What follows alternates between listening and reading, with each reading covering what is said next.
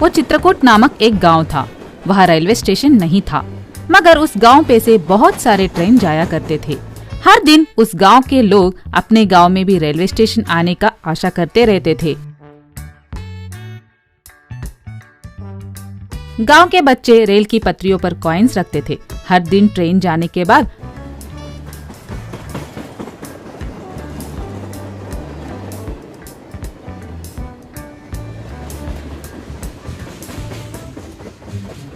Coins कुचले हुए देखकर खुश होया करते थे। उस गांव में रंजित नाम से एक आदमी रहता था। वो रेलवे मिनिस्टर उसका रिश्तेदार कहकर बहुत बातें करता था, इसलिए गांव के सब लोग उसे रेलवे रंजित नाम से बुलाते थे। रंजित हर महीना गांव के लोगों से, मेरे प्यारे चित्रकूट के वासियों, मैंने अपने चाचा जी से बात कर ली। जल्दी अपने गांव में रेलवे स्टेशन आने वाला है और तुम्हारे ट्रेन चढ़ने की इच्छा जल्दी ही पूरे होने वाली है। लेकिन आप सबको पता है ना, बीच में बहुत लोगों का जेब गरम करना पड़ता है। अब तक हम सब ने बहुत पैसे दिए, अगर हम थोड़े पैसे और दे दे तो हमारे गाँव में जल्दी ही ट्रेनें घूमने लगेंगी, सोच लेना, कहता रहता था। गांव के सब लोग हर बार रंजित की बातों पे विश्वास करके उसे पैसे देते रहते थे। इस तरह बहुत साल बीत गए और गांव के लोगों में असहन भी ज्यादा होने लगा। एक दिन उस गांव से डबल डक्कर ट्रेन जा रहा था।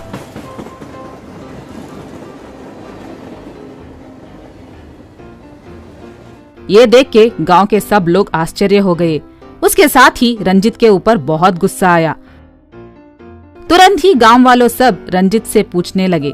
एक आदमी रंजित से, क्यों भाई, हमारे गांव में रेलवे स्टेशन लाने के लिए हमसे लाखों रुपए लूट लिए, आज तक वहां पे एक ईंट भी नहीं रखा।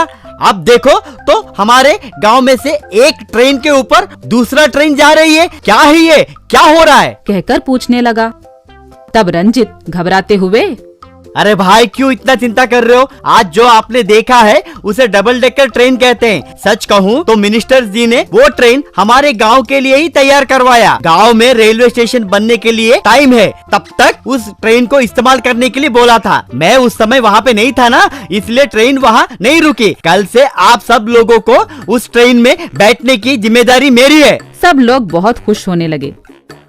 तब रंजित का दोस्त डप्पू रंजित से, अरे रेलवे स्टेशन लाऊंगा कह के आज तक झूठ बोल के बहुत पैसा ले गया, अब इन लोगों को डबल डेकर ट्रेन चढ़ाने का वादा कर रहा है, क्या कर रहे हो तुम। आज से इस गांव से हमारी छुट्टी हो गई, एक आखिरी बार इन लोगों से पैसा वसूल करके हम इस गांव से भाग जाएंगे। मैं जैसे बोलता हूँ तुम वैसा ही करना, कहकर उसका कान में कुछ बोला। अगले दिन गांव के सब लोग ट्रेन की पटरियों के पास खुशी खुशी से रुके हुए थे। इतने में दूर से डबल डक्कर ट्रेन आने लगी। आओ जी आओ, सब टिकट लेकर जाओ, कहकर उन लोगों के पास पैसे लेके टिकट दे रहा था। इतने में डप्पू रेल की पटरियों पर एक भैंसों का झुंड भेजा।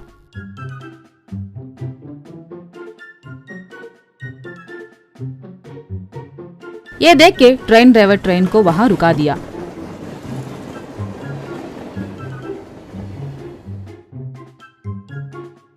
तुरंत रंजित और डप्पू उस डबल डक्कर ट्रेन पे बड़े बड़े सीढ़ियां डालने लगे।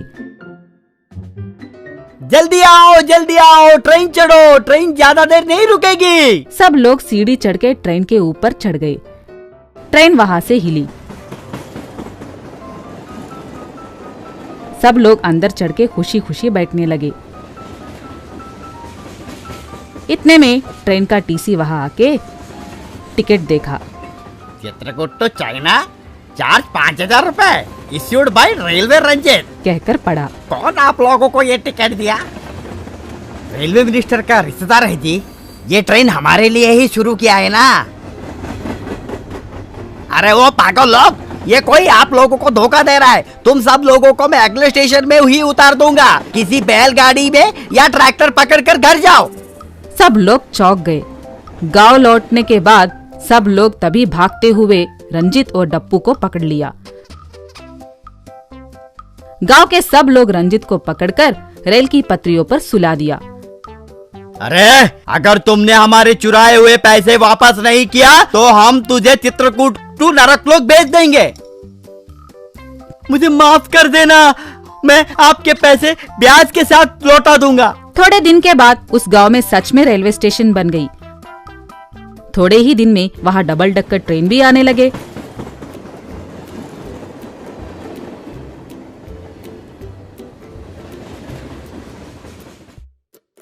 वो देख के सब लोग खुश होने लगे। मैजिकल गोट। एक गांव में बद्री नाम का आदमी एक होटल में काम किया करता था। बद्री उस होटल में चतुर नाम के बावर्ची के नीचे काम करता था। आटा पीसना, सब्जी काटना, रसोई घर साफ करना जैसे काम किया करता था।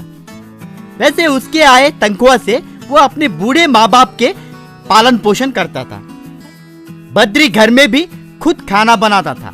माँ अनसुईया पिता गोविंद के लिए खाना बना के वो काम पे निकलता था। रोज अनसुईया गोविंद बद्री को देखकर उदास होते थे। एक दिन अनसुईया कॉलेज जाके अच्छे से पढ़ाई करने की उम्र में बेचारा इसको हमारी जिम्मेदारी उठानी पड़ रही है। हम अगर अच्छे से कमाते तो आज इसकी ऐसी हालत नहीं होती ना। कहकर रोती थी। अच्छे इंसान को भगवान किसी ना किसी दिन अच्छा रास्ता दिखाएगा, तू चुप हो जा। होटल में चतुर मनमर्जी काम किया करता था। कान में हेडफोन्स लगा के नमक मिर्ची जितना चाहे उतना डाल के सब्जी ठीक से पके बिना निकाल दिया करता था।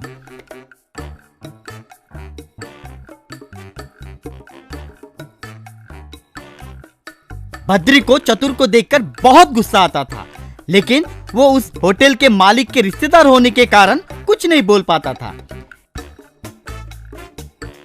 एक दिन बद्री घर पे आते ही अनुसुईया बेहोश होकर नीचे गिरी थी। गोविंद उसे उठाने की कोशिश करता था। बद्री तुरंत उसे अस्पताल लेकर गया। उन्हें जांच किया डॉक्टर। देखो बद्री, तुम्हारे माँ के 2 किडनी फेल हो गए हैं। तुरंत किडनी ट्रांसप्लांट करना होगा, नहीं तो ये बच नहीं सकती। उसके लिए 20 लाख रुपए के खर्चे होंगे। तू पैसों का इंतजाम कर। इस बीच इन्हें कुछ दवाई देकर किसी भी तरह जिंदा रखूंगा। गोविंद वो बातें सुनकर निराश हो गया। बद्री को करना क्या है समझ में नहीं आया। वैसे बद्री सोचते हुए पैदल जा ही रहा था। वो कहाँ जा रहा था उसे खुद पता नहीं था। बद्री वैसे चलते हुए जंगल की ओर गया। कुछ दूर जाने के बाद उसे बहुत जोर से प्यास लगी। पानी के लिए इधर उधर ढूंढने लगा। ढूंढते समय वहां पे उसे एक टूटा हुआ घर दिखाई दिया। जंगल में घर कहां से आया? ठीक है, अंदर पानी मिलता है क्या, देखते हैं, सोचकर अंदर गया। बद्री अंदर जाके देखा तो वहां पे कोई नहीं था। घर पूरा खाली पड़ा था। उतने में एक सींग वाला राक्षस वहां पे प्रत्यक्ष हुआ। बद्री डर के मारे भागने लगा। रुकना रे, रुक! कहां पे जा रहा है रे? मेरे घर पे आने तक तेरी मर्जी है, बाहर जाना तो मेरी ही मर्जी है। पता नहीं तू कौन है, पर ठीक भोजन के समय पे ही आया। तुझे अभी मैं खा जाऊंगा, कहकर आगे बढ़ा। रुकिए राक्षस बाबू, रुकिए। मुझे खाने से आपका भूख थोड़े ही कम होने वाला है। मुझे अगर छोड़ देंगे तो मैं आपको अच्छा सा चिकन बिरयानी बना के दूंगा। क्या रे, तू क्या बात कर रहा है? चिकन क्या है, बिरयानी क्या है? वो हम मुर्गियां और राइस से बनाए पकवान है राक्षस बाबू। आप एक बार खा के देखिए तो सही। आपको अच्छा नहीं लगा तो फिर मुझे खा लीजिए। अच्छा तो मानव के पकवान है, ठीक है, देखते हैं, बना, कहकर कुछ मुर्गियां सृष्टि किया। बद्री चिकन बिरयानी बनाना शुरू कर दिया। राक्षस रसोई घर से आई खुशबू को सूंघकर, अरे वाह, इस खुशबू से मेरी भूख और बढ़ती जा रही है। अरे जल्दी बना रे, कहकर चिल्लाया। बद्री एक बड़े हंडे में चिकन बिरयानी डालकर उस राक्षस के सामने रखा। वो राक्षस चिकन बिरयानी पूरा खा लिया।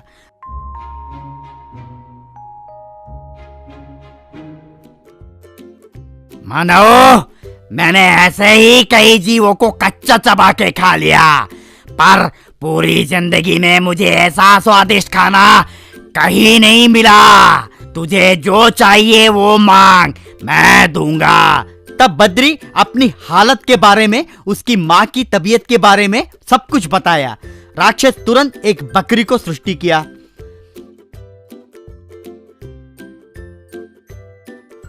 अरे मानव, तू अपने माता पिता के लिए जितना सोच रहा है मुझे बहुत अच्छा लगा।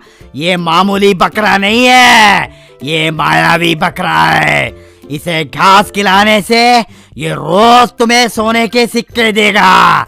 जा, इसे ले जाकर अपनी जिंदगी सुधार ले जा।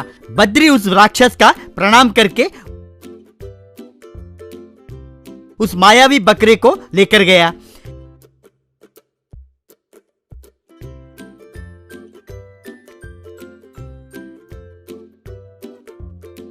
घर में बद्री उसे घास खिलाया तो वो तुरंत पीछे से सोने के सिक्के डाला।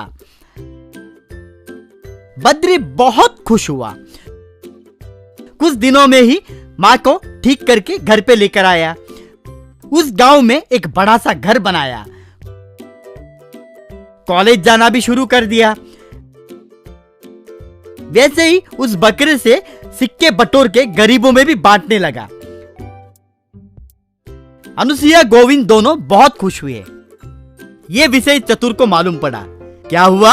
मेरा असिस्टेंट ने बनाए बिरयानी खा के वो राक्षस प्रसन्न हुआ है। मैं अगर उसे बिरयानी बना के दूंगा ना तो वो मुझे मायावी बकरा नहीं बल्कि मायावी हाथी ही दे देगा। सोचा। तुरंत चतुर उस जंगल में गया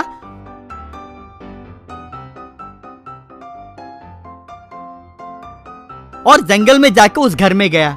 एक सिंह का राक्षस से चतुर, क्यों भाई राक्षस, तुम उस बद्री के बिरयानी पे इतना फिदा हो गए? सो सिली, मैं बड़े होटल में हेड कुक हूँ।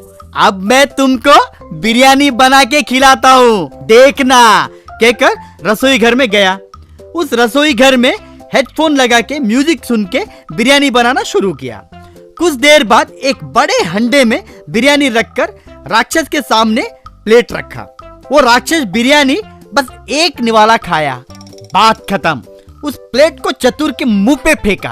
क्यों रे, तू आखिर एक मानव है या पशु?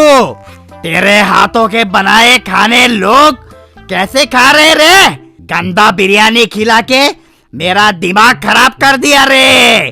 तू ठीक से खाना जब तक नहीं बनाना सीखेगा तब तक तू इस घर से बाहर नहीं निकल सकता। तब चतुर चौंक गया।